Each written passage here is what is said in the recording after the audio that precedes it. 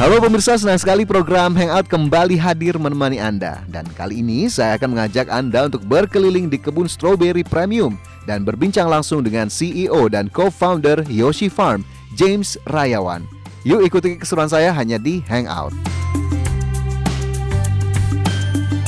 Halo Pak. Oh halo Fajar. Siap Pak James. Gimana kabarnya? Baik, luar biasa. Alhamdulillah. Ini sedang apa nih Pak James? Ini lagi ngecek-ngecekin daun sih. Ini kita punya generasi ini kurang lebih udah 1,5 bulan. Bentar lagi bakal tahap berbunga terus berbuah. Jadi lagi mau lihat-lihat nih berapa banyak nih stroberi yang bakal hasil nih. Oke, ini kita akan gali lebih lanjut. Boleh. Saya sapa pemirsa terlebih dahulu. Pemirsa Ada Channel kembali berjumpa bersama kami dalam Hangout, dan kali ini kita akan kupas tuntas soal pembudidayaan dan juga produksi stroberi premium ala Hyoshi. Dan saya sudah bersama dengan Bapak James Rayawan selaku CEO dan co-founder dari Hyoshi Farm. Pak James, terima kasih banyak sudah meluangkan waktu hari ini. Sama-sama, terima kasih Fajar. Ini sebelum kita tahu lebih lanjut bagaimana produk-produk yang dihasilkan oleh Hyoshi, mungkin boleh diceritakan kembali bagaimana kemudian Anda bisa memulai bisnis di agriculture ya? Iya, di agriculture ini. Iya, jadi mungkin saya sih mulai dari agriculture ini dari awalnya pas saya kerja di Amerika sih. Saya kerja di Amerika kapan aja di perusahaan mesin besar. Banyak konsumer-konsumer dari mereka itu adalah petani-petani. Jadi saya dari sana liatin, wah kok di negara-negara maju itu bisa ya petani-petani itu punya hidup yang sejahtera, mereka bisa afford equipment-equipment yang bagus, sedangkan di Indonesia petani itu kesusahan. Dari sana saya mulai ngeliatin data nih, impor-ekspor Indonesia, komoditas-komoditas. Dari sana mulai fall in love ke stroberi sih. Karena ini buah yang dimana memang susah ditanam, susah untuk bisa grow very well, cuman nilai value-nya tinggi. Kenapa kemudian akhirnya yang dibidik adalah stroberi premium, bukan stroberi biasa, Pak James? Oke, stroberi premium kenapa? Karena saya melihat bahwa dari pangsa marketnya nih, kalau kita ngomong impor-ekspor, antara buah stroberi premium yang impor sama yang lokal, harganya jauhnya masih sangat besar, Pak. Jadi mungkin rata-rata harganya beda 10 kali lipat sih, antara lokal sama impor. Dari sanalah saya mikirnya kalau saya mau make a change, mau make a difference, saya mau di bagian industri yang dimana margin to be made juga masih besar. Oke. Tapi ini kalau saya tidak salah boleh dikoreksi Pak James, stroberi premium Jepang begitu yang kayaknya menjadi salah satu benchmark dari Hyoshi. Tapi bibitnya sendiri gimana untuk memenuhi kebutuhan bibit? Apakah kemudian masih diimpor dari luar atau Hyoshi sudah punya kapabilitas untuk bikin itu? Good question Fajar. Jadi kalau di Hyoshi itu kita memang sekarang itu semuanya udah kita punya tipe sendiri ya. Jadi kita memang ada breeding program, setiap tahun kita ada nge-breed kurang lebih 20-30 jenis baru. Itu kita kawin silangin dari bibit-bibit dari beberapa negara. Terus kita pilih yang mana yang paling bagus dari segi resistance ke penyakit, produktivitas, dan juga rasa dan kualitas buah. Dari sana kita ngambil bibit tersebut, kita ngambil sulurnya, kita ke lab, ngambil mereka punya meristem. Dari sana kita kembang biakan, kita punya breeding program di Hyoshi. Jadi semua bibit-bibit ini itu hasil dari kita punya kawin silang dan juga breeding program yang usually it's gonna take 1 to 2 years for satu bibit yang baru. Kenapa kemudian akhirnya melakukan effort yang ya kita bisa katakan sekeras itu untuk kemudian bisa menghasilkan bibit sendiri? Karena kalau kita lihat, kalau kita misalnya sebagai negara agriculture nih ya, Indonesia ya, kalau kita mau maju kita harus fokus ke sainsnya. Jadi kalau kita cuman hanya impor terus kita tanam, selama Indonesia bakal in a sense dikutip adalah dikuasai sama produk impor. Karena mau nggak mau kita punya produk itu nggak bisa bersaing secara kualitas. Dengan kita fokus ke R&D, ke riset, ke sains, itulah dimana kita bisa unlock big value antara menaikkan kualitas buah Indonesia secara masif. Maka itu kita go to this extra step, extra length, karena kita mau make sure perusahaan ini bisa menjadi perusahaan yang sustainable dan membawa dampak impact yang besar ke petani Indonesia. Oke, ini keren sekali begitu ya apa yang kemudian sudah dilakukan oleh Hyoshi dan pastinya masih terus dilanjutkan. Tapi soal bibit tadi sudah dikembangkan sendiri, R&D-nya terus dijalankan. Lantas sudah menghasilkan apa saja bibitnya ataupun produknya? Oke, very good question. Jadi sekarang kita punya stroberi itu yang kita tanam ada 2 jenis yang dari Hyoshi ya. Kita kasih nama Hyoshi yang pertama, yang kedua namanya Momoka. Momoka ini stroberi yang bentuknya itu agak besar, warnanya oranye, dalamnya putih, kemanisannya pun secara Brix value sudah mendekati dengan stroberi Korea. Jadi kalau kita ngomong selama 3 tahun ini, Hyoshi sudah bisa mulai dari perusahaan stroberi yang awal hingga sekarang sudah menjadi perusahaan breeding. Kita sudah bisa menciptakan stroberi lokal yang bisa hidup di negara tropis, tapi hasilnya seperti kualitas impor. Oke, ini berani bersaing lah ya. Berani bersaing. Tapi kalau marketnya sendiri tadi kan sebetulnya strawberry premium ini mungkin jika kita bilang niche market atau marketnya tidak sebesar strawberry pada umumnya. Lantas bagaimana kemudian mengoptimalkan potensi market itu sendiri yang dilakukan Hyoshi? Apakah ada strategi-strategi tertentu Pak James? Oke, kalau kita dari sekarang kita punya produksi memang sekarang lagi short supply ya aku bilang ya. Jadi kita punya demand rata-rata per pack of strawberry yang kita jual ke market itu ada 6-7 pack yang belum bisa kita fulfill. Jadi secara demand itu masih sangat besar. Jadi potensinya untuk strawberry premium ini menurut saya sih kalau kita ngomong Indonesia dan even pasar ekspor itu masih sangat-sangat banyak potensinya. Jadi kalau dari Hiyoshi kita fokusnya sih ke 3 hal ya. Pertama itu kita produksi sistemnya strawberry, berbeda-beda punya jenis, berbeda punya packaging. Kita juga olah, kita punya byproduct menjadi added value punya produk seperti kita punya selai, kita punya freeze dried, dan juga sekarang dari Hiyoshi kita juga mulai meng-offer kemitraan program, Pak. Jadi kalau misalnya ada petani-petani yang mau masuk ke kita punya industri juga yang sama di strawberry, kita sangat happy untuk bantu mereka setup dari training karyawan, dari pembibitannya, dan even nantinya ada distribusi produk mereka under kita punya brand. Oke, ini menarik bagaimana kemudian produk yang dihasilkan. Nanti saya juga ingin melihat tentunya bagaimana produk yang dihasilkan oleh Hiyoshi. Mungkin juga bisa dilihat sebelum dikirim ke konsumen ini seperti apa. Tapi yang juga saya ingin tahu, Pak James, ini apa kemudian kendala dan tantangan untuk kemudian terlibat dalam industri agriculture di Indonesia? Apakah kemudian mulus-mulus saja atau cukup banyak catatan di berbagai sisi? Ya, industri agriculture ini memang perlu, aku bilang number one itu patience ya, karena kita nggak bisa, ini bukan seperti for example kita bikin pabrik yang lain-lain lah, dimana kita add more machine, hasilnya pasti equal to that number of machine. Kalau di agriculture ini memang perlu a lot of experiment, a lot of learning, a lot of failure juga, untuk kita bisa merubah proses tersebut sampai robust, sampai bagus banget. Jadi kalau kita punya main challenge, actually ada 2 sih kalau di agriculture. Pertama itu untuk kita bisa berinovasi dan ber-R&D, kita masih kurang dukungan dari, aku bilang sih dari perizinan, dari pemerintahan juga, subsidi tersebut. Karena kalau kita lihat dari kita punya speed of innovation di Indonesia di agri, kita masih sangat-sangat terbelakang sih. Compare to negara-negara maju, kita ngomong Cina, kita ngomong Jepang, kita ngomong Korea, di mana banyak banget program-program R&D itu disupport oleh pemerintah. Nah itu salah satu challenge kita, jadi mau nggak mau swasta harus mengeluarkan uang dari kita punya kantong sendiri untuk melakukan riset tersebut. Kedua sih lebih ke, aku bilang ke SDM ya.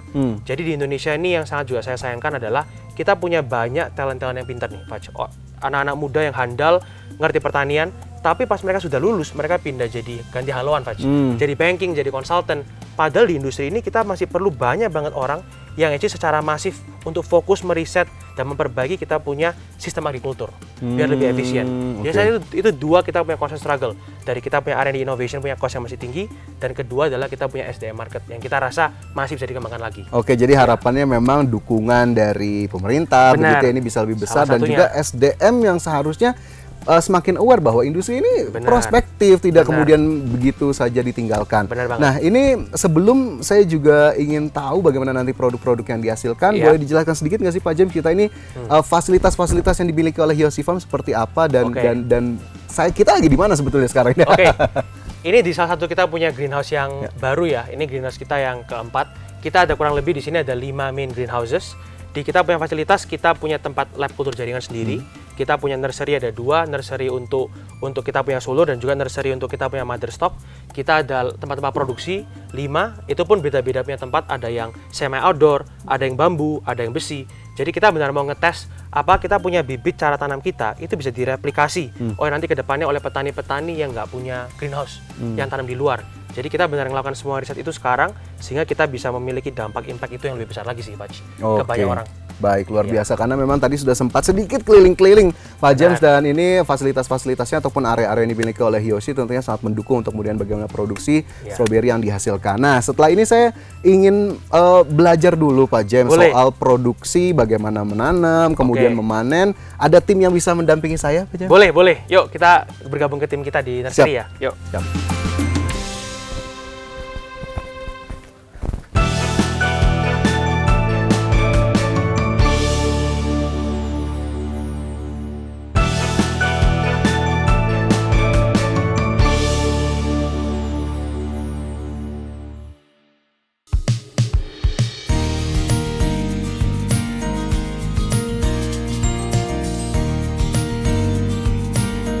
Ya pemirsa, kembali bersama kami dalam Hangout, dan tentunya saya masih berada di fasilitas pembudayaan strawberry milik Hiyoshi, dan kali ini saya ingin bertanya-tanya lebih lanjut terkait dengan proses penanaman sampai dengan panen strawberry Hiyoshi, dan kali ini saya sudah bersama dengan farm manager dari Hiyoshi dengan Mas Denny. Mas Denny, terima kasih banyak. Terima kasih banyak. Mas Denny, ini boleh dijelaskan lebih lanjut, ini kita awalnya dari mana sebelum nanti bisa panen strawberry Hiyoshi? Iya, awal dari kegiatan budidaya strawberry adalah kita pembuatan media. Nah, sekarang kita sudah sampai di stasiun pembuatan media.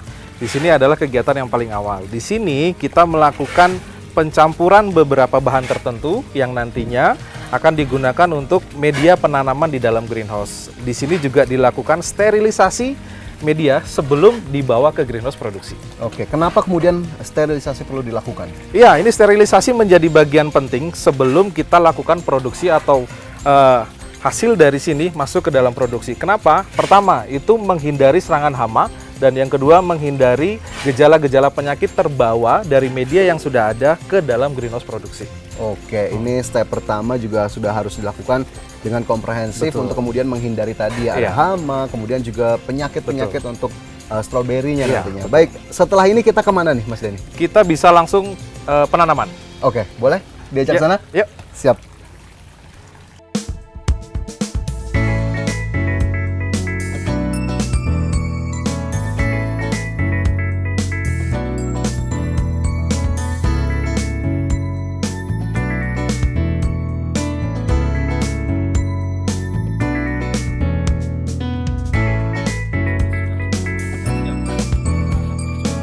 Sedang ada di area apa nih dan kita mau ngapain nih kira-kira? Iya, sekarang kita ada di greenhouse 2. Kebetulan juga di sini sudah selesai dilakukan penanaman. Nah, sekarang kita akan melakukan proses penanaman. Nah, ini saya sudah siapkan, ada benihnya dan juga ada polybag yang sudah siap tanam. Oke, siap. Ini langsung aja ambil ya Mas ya? Iya, silahkan Yang mana langsung aja ya? diambil benihnya. Oke. Kemudian langsung ditanam di polybag. Oke, Oke, saya bantu. Cukup ditaruh saja, langsung diberikan tekanan. Oke, ini sudah selesai. Sudah selesai? Sudah selesai. Ini tinggal berlanjut ke proses apa berarti setelah kita tanam ini? Oke. Butuh waktu berapa lama berikutnya? Iya, stroberi ini akan hidup selama umur produktifnya sekitar 7-8 bulan. Ke depan akan kita lakukan perawatan. Oke, 7 bulan perawatan akan terus berlanjut dan tentunya nanti di hasil akhirnya kita bisa panen Betul, ya. betul sekali. Stroberinya. Nah, kalau soal udara Indonesia dan Jepang, karena stroberi premium Jepang lah yang diusung oleh Hiyoshi, ini seperti apa mengadresnya Hiyoshi? Iya, tentu perbedaan iklim sedikit menjadi tantangan bagi kita. Tapi kita tidak menyerah, melakukan beberapa modifikasi teknik budidaya dan juga beberapa riset sehingga tantangan iklim yang menjadi tantangan besar di awal sudah bisa kita akomodasi menjadi lebih baik dan tanaman stroberi kita bisa ditanam di Lembang sendiri. Jadi memang proses R&D itu juga tetap dilakukan karena biar bagaimanapun hasilnya ingin yang terbaik ya, Mas Denny. Oke, kita sudah panen tadi, kemudian sudah dijelaskan sedikit berapa lama waktu tunggunya. Boleh nggak saya lihat yang mungkin buahnya sudah tumbuh atau siap dipanen? Boleh. Kita kemana lagi nih berarti? Kita akan ke greenhouse 5. Oke, boleh. Mari. Temenin saya, Oke, mari silakan. Oke, Mas Fajar. Sekarang kita sudah siap untuk melakukan proses berikutnya, panen. Oke, ini dari sekian banyak kita kesini nih ya. Iya, ini oke, kita coba. Cara panennya gimana nih? Simple, tapi sedikit harus hati-hati. Cukup pegang tangkainya, seperti tangan saya seperti ini. Ya. Kemudian ditarik perlahan. Ditarik perlahan? Iya. Nah, sudah terpanen dengan terpanen. baik. Wow, ini nih luar biasa. Ini kalau kita lihat sudah cukup tingkat kematangannya untuk dipanen. Betul. Oke, sebetulnya kalau Hiyoshi sendiri jenis atau produk stroberi yang dihasilkan apa aja Mas Denny? Ada beberapa line produk dari Hiyoshi. Pertama premium grade A, terus kemudian premium grade B, terus ada juga Hatsuhana, kemudian ada Ichigo Momoka. Oke, jadi cukup banyak jenisnya. Dan untuk menjaga kualitas buah sesegar ini sampai ke konsumen itu gimana? Yang pertama kita pastikan steril dulu ya. Jadi prosesnya ini sama sekali tidak boleh dipegang tangan manusia. Kita sudah pakai sarung tangan. Kemudian dari sini kita akan menuju ke ruang packing. Oh, gitu. Kita akan ke ruang packing untuk melihat bagaimana kemudian ini di-pack, kemudian dikirimkan ke konsumen begitu ya. Tapi satu lagi Mas Denny, saya ingin tanya, ini sebetulnya metode tanamnya kalau kita bisa katakan konvensionalkah, hidroponika atau seperti apa, dan apa sebetulnya perbedaannya? Ini kita pakai metode hidroponik ya, tapi dengan substrate agak berbeda dengan konvensional. Oke, jadi memang tetap ada perbedaannya ya? Iya, betul. Oke, baik. Nih kita sudah dapatkan stroberinya, pemirsa. Dari Hiyoshi sudah diajarkan Mas Denny bagaimana kemudian cara memanennya, dan setelah ini kita akan lihat bagaimana kemudian proses packing. Nanti packingnya akan ditemani sama Pak James ya? Iya. langsung dengan Pak James. Oke, siap Mas Denny, terima kasih banyak Terima atas kasih informasi yang banyak. sudah disampaikan. Nanti kalau ada yang ingin saya ketahui lebih lanjut untuk hiyoshi ataupun cara menanamnya, saya akan kontak Mas Denny lagi ya. Baik. Terima kasih banyak Mas Denny. Terima Kita kasih jumpa di banyak. lain waktu. Siap, boleh kita ke ruang packing. Oke, Mas? mari.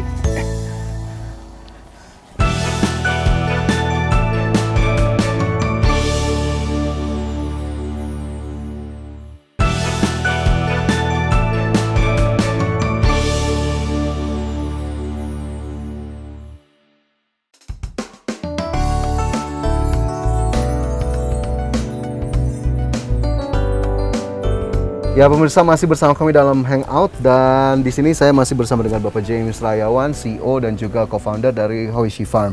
Sebelum kita lihat produk jadinya ya, Pak James, ini ada yang bisa dijelaskan terlebih dahulu, ini kita ada di fasilitas apa dan apa ini prosesnya? Boleh. Jadi ini kita punya nursery ya, di mana kita simpan, kita punya tanaman-tanaman induk, kita punya percobaan-percobaan breeding, semua itu di sini. Jadi kurang lebih untuk satu tanaman yang kita temukan temuan baru, itu minimal kita sudah punya 1000 klon, Pak. Jadi 1000 klon itu kita pilih 1%, yang bagus kita ambil dia punya merisem yang tadi saya jelaskan, kita masukkan ke lab kultur, baru kita masukkan menjadi pot-pot ini. Jadi pot-pot ini adalah tanaman-tanaman induk dari kita punya breeding program. Most likely satu breeding program setahun setengah sampai 2 tahun, Pak. Oh, oke. Berarti ini yang kita lihat juga banyak indukan dari Benar, ini produk yang semua dikembangkan. adalah indukan punya tanaman. Dan di sana adalah hasil-hasil sulurnya juga di sana. Oke, ini yang satu menarik kok warnanya putih, Pak James. Bener banget, ini salah satu yang kita lagi risetkan dari tahun lalu, itu strawberry putih ya. Jadi kalau kita lihat juga di sini udah sampai jumbo, Ya. hampir 50 gram ya. Ini mungkin bisa kita panen nih. Wow. Strawberry putih buatan Indonesia. Nanti goalnya juga kita pengen auction sih Pak, beberapa strawberry putih ini sama merah untuk nanti pas saatnya kemerdekaan. Oh, 17 oke. Agustus. Boleh dilihat, Pak? Boleh, Pak. Silakan, Pak. Oke, nanti di auction buat 17 Agustus nih, Iya. memeriahkan juga ya. Bener. Strawberry putih ala Hoishi Farm. Ala Hoishi Farm. Oke, berarti nanti akan dikembangkan lebih lanjut Nanti ya. Pak Fajar boleh coba ini juga ya. Oke, siap. Siap. Nanti akan saya coba. Baik, Iya. berarti ini pembibitan. Benar. Tadi juga saya sudah sempat dijelaskan oleh Mas Denny soal Iya. bagaimana penanaman dan juga tadi dari sterilisasi dan lain-lain. Dan sekarang saya mau lihat yang sudah di packingnya Pak James. Boleh Siap, nggak sih? ayo kita ke Siap. packing room. Boleh, siap. Thank you Pak James. Mantap, terima kasih. Ya, Pak James, kita sekarang sudah berada di Packing apa room nih kita kalau ya? saya lihat-lihat ini? Kita punya ruang packing. Packing, oke. Jadi kita punya strawberry yang udah di harvest, semuanya dibawa ke sini buat di quality control, dicek baru di pack.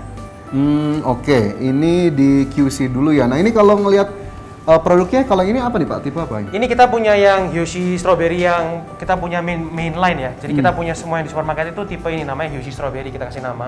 Ini Tanti lagi bantu kita juga untuk ngecek.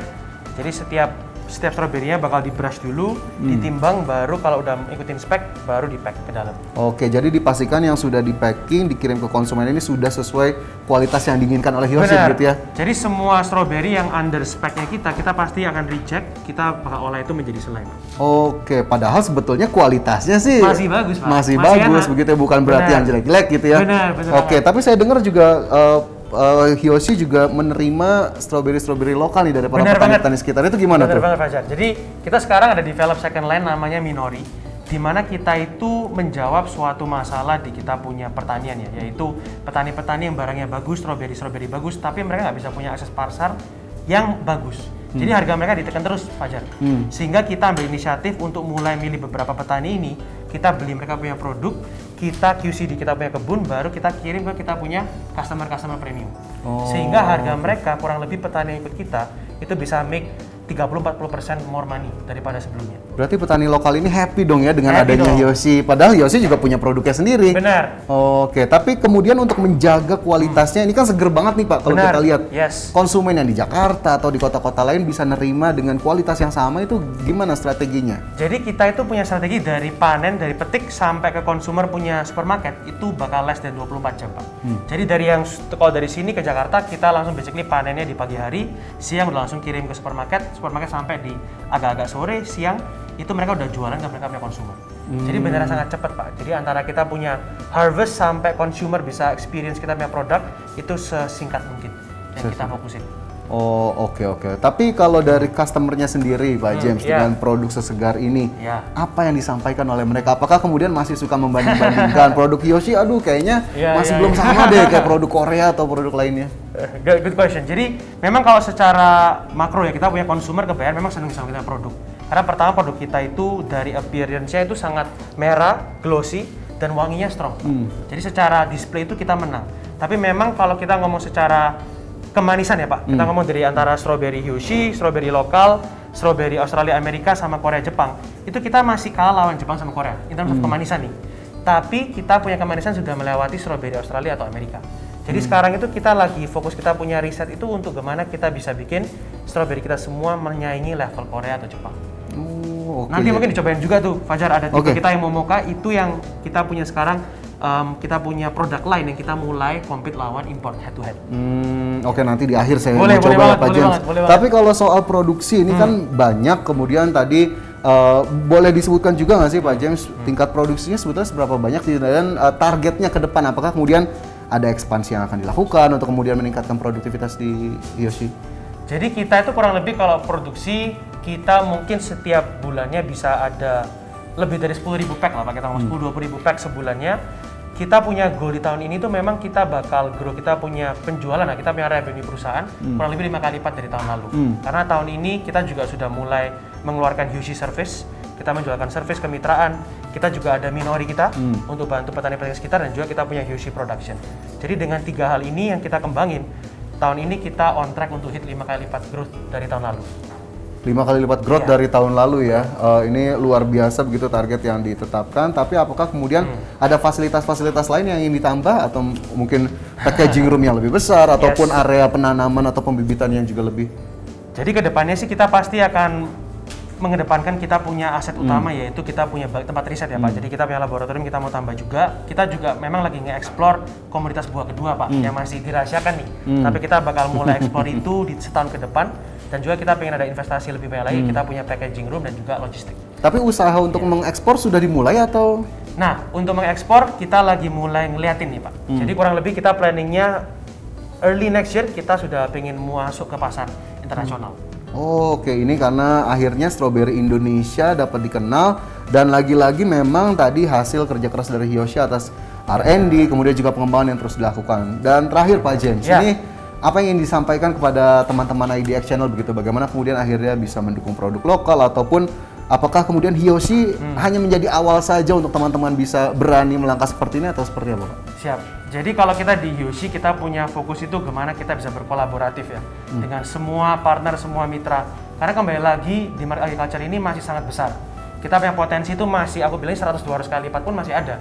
Jadi kita perlu banyak teman-teman IDX, teman-teman anak-anak muda milenial untuk bergabung sama kita punya movement ya, untuk gimana cara kita menaikkan kualitas buah lokal di Indonesia. Jadi menurut saya sih, ini kita baru ada starting point, kita masih ada a long punya marathon ke depan untuk kita bisa meningkatkan kesejahteraan petani dan juga kualitas buah di pasar Indonesia. Luar biasa Pak James. Saya harapkan juga ini Hiyoshi bisa terus berkembang, tidak pernah berhenti usahanya untuk kemudian mengembangkan kasih. buah lokal. Tapi Terima sebelum kasih, kita Fajar. tutup, kita boleh cobain. Boleh, nggak, Pak? boleh, silakan. Sorry ya pemirsa ya, ini Boleh. kita lihat dulu Ini. seperti apa. Ini kita punya Hiyoshi Premium ya yang kita Oke. biasanya di supermarket. Hiyoshi Premium, Yes. warnanya ini. Boleh luar dicium biasa. dulu nih baunya. Oke, dicium dulu ya. Oh, aromanya strong ya. Oke, ini Hiyoshi produknya. Kita coba. Kalau makan stroberi itu sebetulnya langsung lahap atau bisa sedikit-sedikit untuk menikmatinya Pak James biasanya? Dua-duanya sih bisa nih Pak. Cuman kalau saya sih, saya karena suka kita punya strawberry langsung makan sekaligus. Wow, langsung lahap. oke. Kita coba ya. Boleh.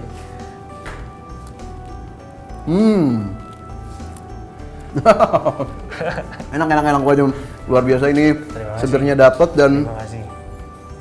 sesuai lah dengan apa yang ditampilkan begitu ya. Yes. Kita harapkan ini juga bisa semakin diterima oleh masyarakat Indonesia Siap. dan juga awareness untuk makan makanan atau buah-buahan yang tentunya Benar. tinggi vitamin ini bisa Benar. kemudian diadopsi oleh masyarakat Indonesia. Pak James, Benar. terima kasih banyak atas Terima kasih. waktunya. Terima kasih ya Pak Jar ya. Sudah Terima kasih memberikan atau meluangkan waktu pada kami Iya. IDX Channel. Nanti kita jumpa di Siap. lain waktu ya Pak. Siap. Terima Dan kasih Pak Jar. pemirsa, kami akan kembali dengan bahasan lainnya dalam Hangout. Jangan lupa tonton terus IDX Channel. Sampai jumpa. Sampai jumpa. Terima kasih.